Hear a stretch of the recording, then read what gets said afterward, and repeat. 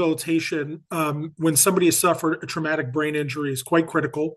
As a matter of fact, it's well documented that the first 6 months of somebody's rehabilitation is by far the most effective. And then after that, it just becomes more and more difficult to see significant progress. So what happens when somebody has had a car accident? Now they're waiting for lawsuits to work their way through the courts, and ultimately that can affect when and how they get care, right? So the problem that people have, and I'll give an example in Florida, which is one of the states that we work in. We've had a case where somebody had this accident. They came to us. We, as a provider, have taken people what we would call at risk. In other words, we're waiting for the lawsuit to play out.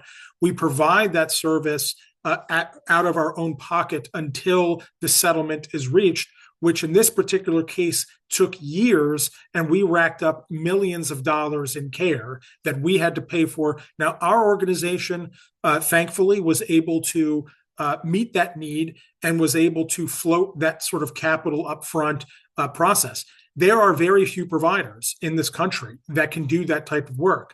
So again, what do you end up, and nor do the individuals have other that have been affected by this have access to that type of capital where they can provide immediate services, waiting for somebody to pay them, maybe years later.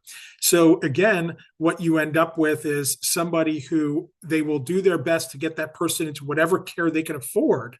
But I can tell you most of the time, I mean, these are working class people that get into an accident. What can they afford out of pocket? They may bankrupt their family in the process. And then, it could be years later where things are settled.